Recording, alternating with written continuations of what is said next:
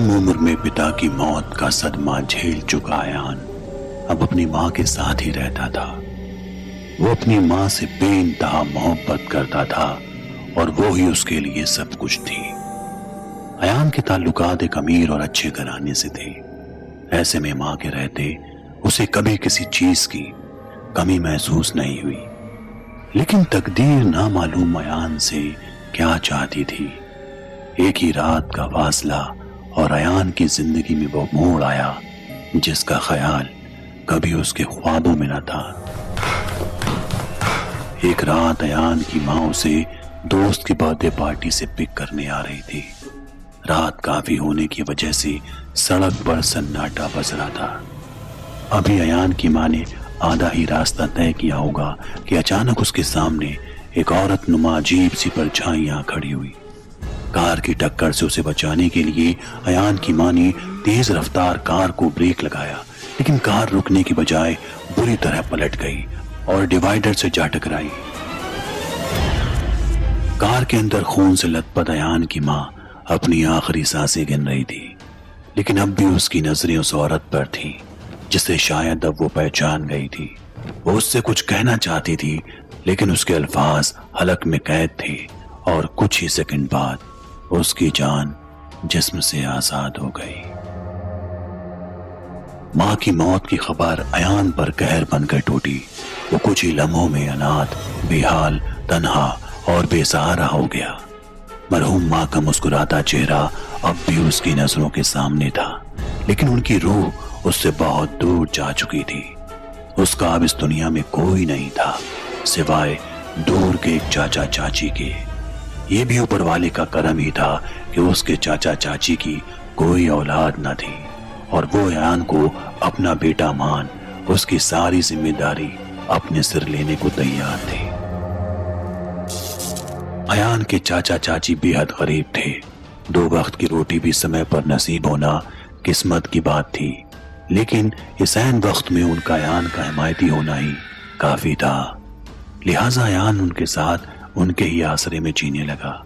اس کا جسم تو چاچا چاچی کے قریب تھا، لیکن ذہن اب بھی کسی گمنام سی وادیوں میں ماں کی تلاش کرتا۔ اسے رات رات بھر خیال آتے جیسے ماں اسے بلاتی ہے، اسے کچھ بات کرنا چاہتی ہے، لیکن شاید اس کے نادان من کا ایک وہم تھا، یا پھر شاید خوف کی کوئی گمنام دستک۔ ایک رات جب وہ اپنے جسم کو بستر سے لپیٹے اپنی ماں کی یادوں میں کھویا تھا کہ تبھی کمرے کی کھڑکی میں ایک کالی پرچھائی نظر آئی، جیسے وہ ایان کو اپنے پاس بلا رہی ہو۔ تبھی بے حد دھیمی آواز میں اس پرچھائی نے ایان کا نام پکارا، ایان، ایان۔ ایان نے حوصلہ رکھتے ہوئے اس آواز کے بیچ خود کو سنبھالے رکھا اور کھڑکی کے باہر سے گونج رہی وہ آواز ایان کے قریب اور قریب آتی گئی۔ اس نے محسوس کیا کہ اس کے بالکل قریب کوئی ہے، لیکن کم عمر ایان کا حوصلہ اب پست ہو چکا تھا۔ اس کی ہمت نے جواب دے دیا تھا۔ وہ بس یوں ہی بلینکٹ اوڑھے کل کی صبح یا پھر دہشت بھری موت کا انتظار کرنے لگا۔ کبھی دیوار پر چلنے کی خوفناک آواز، تو کبھی اس کے پیروں کو چھو کر نکلنے والا ٹھنڈا ہوا کا جھونکا۔ ہر ایک لمحہ اس کے لیے موت ثابت ہو رہا تھا، اور اسی ڈر کے بیچ رات کٹ گئی۔ اگلی صبح اس نے اپنی چپی توڑی اور چاچا چاچی کو سارا واقعہ بیان کیا، لیکن ایان کے ڈر کو محض ایک مذاق سمجھ اس کی ہر ایک بات کو ہوا کر دیا، اور یہ بات آئی گئی ہو گئی۔ اب بھی یہ ہر رات کا سلسلہ ہو گیا۔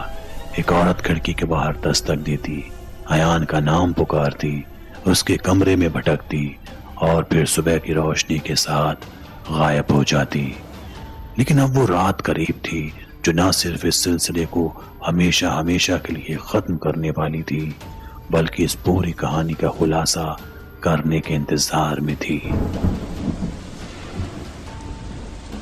ایک رات ایان کے کمرے سے زوردار چیخ سنائی دی۔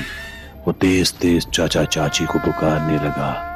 یوں تو وہ گھر ہر رات کی طرح اس رات بھی سناٹے کے آغوش میں تھا، لیکن خوف میں قید اس کی چیخیں اس کے چاچا چاچی تک نہیں پہنچ رہی تھی۔ وہ بار بار دہراتا، یہاں کوئی ہے، میرے بستر پر بیٹھا ہے، لیکن چاچا چاچی تو مانو اس شور کو انسنا کر رہے تھے۔ اتنی رات ان کا یہ برتاؤ سمجھ سے بالکل پرے تھا۔ مجبوراً ایان نے ہمت جٹائی اور چاچا چاچی کے کمرے کی طرف بھاگا اور ان کے پاس جا کر اپنے کمرے کے حال بتانے لگا۔ اس وقت بھی ایان کا خوف ان کے لیے محض مذاق بس تھا۔ وہ اسے سمجھانے لگے یہ اس کا وہم ہے، وہاں کوئی نہیں ہوگا، لیکن ایان اس بات کی تصدیقی کے لیے انہیں ساتھ لے چلنے کی ضد کرنے لگا۔ چاچا چاچی نے ایک وقت کے لیے ایک دوسرے کو گھورا، مانو وہ اپنے چہرے کے ہاؤ بھاؤ سے کوئی شاطرانہ بات کر رہے ہوں، اور پھر دوبارہ وچار کیا کہ ایان کے ساتھ اس کے کمرے کی طرف چل دیے۔ کمرے کا دروازہ کھلا اور چاچی بول پڑی، دیکھا، کہا تھا نا میں نے، کوئی نہیں ہے، فالتو میں آدھی رات نیند خراب کی۔ اور یہ بولتے ہوئے وہ اپنے پتی کی طرف دیکھنے لگی جس کی پتلیاں پھٹنے کو تیار تھی۔ ایان کے چاچا بس ایک ٹک کمرے کی کھڑکی کی طرف دیکھ رہے تھے اور کچھ بتانے کی کوشش کر رہے تھے، لیکن خوف نے ان کے گلے کو جکڑ لیا تھا۔ یہ دیکھ ایان کی چاچی جیسے ہی پیچھے مڑی، اس نے کمرے کے اس طرف ایک بھیانک عورت کو مسکراتے ہوئے دیکھا۔ کھلے بال، لال جیب، پھٹے ہوئے ہونٹ اور لال سرخ آنکھوں سے ٹپکتا خون۔ اپنی خوفناک سی چال سے وہ دھیرے دھیرے پورے پریوار کی طرف بڑھتی جا رہی تھی۔ یہ دیکھ وہ تینوں تیزی سے بھاگے، لیکن اب تک کمرے کے دروازے بند ہو چکے تھے۔ ایک ہی لمحے میں تینوں دہشت کے بے حد قریب آ گئے تھے اور اب موت کے کمرے نے انہیں اپنا قیدی بنا لیا تھا۔ تبھی اس دہشت ناک عورت نے چاچا چاچی پر جھپٹا مارا اور اپنے بڑے بڑے ناخنوں سے ان کا گلا دھیرے دھیرے ریتنے لگی۔ ان کے گلے سے ٹپکتا خون کمرے کے فرش کو لال کرنے لگا۔ اپنے چاچا چاچی کو اپنے سے دور، بہت دور جاتا دیکھ ایان چیخنے چلانے اور رونے لگا۔ تبھی اچانک وہ خوفناک عورت کسی عجیب سی روشنی کے بیچ پسر گئی اور اچانک ہی اس کے ڈراونے چہرے نے ایک خوبصورت مہیلا کی شکل لے لی۔ یہ مہیلا تھی ایان کی مرحوم ماں۔ ایان یہ دیکھ چونک گیا اور ماں کے قریب جانے لگا۔ تبھی اس نے اپنی ماں سے کہا، ماں، میرے چاچا چاچی کو چھوڑ دو، تم انہیں مجھ سے دور کیوں لے جا رہی ہو؟ یہ سن کر ایان کی ماں بولی، نہیں بیٹا، یہ تیرے چاچا چاچی تیرے پیار کے حقدار نہیں ہیں۔ یہ تجھے پاگل ثابت کر کے میرے مرنے کے بعد تیرے نام ہوئی میری ساری جائیداد کو ہڑپنا چاہتے ہیں، اور تجھے پاگل ثابت کر کے علاج کے لیے پاگل خانے میں بھیجنا چاہتے تھے۔ اس لیے ہر رات تجھے ڈرانے کے لیے کبھی تیری کھڑکی پر دستک دیتے تو کبھی کمرے کی دیواروں پر چلنے کا ناٹک کرتے۔ یہ دونوں بہروپیے ہیں، مکار ہیں۔ یہ سنتے ہی ایان اندر سے ٹوٹ گیا۔ اس دنیا میں جسے وہ اپنا آخری سہارا مان بیٹھا تھا، دراصل وہ تو اس کی جائیداد کے پیچھے تھے۔ ایان ٹوٹ کر رونے لگا۔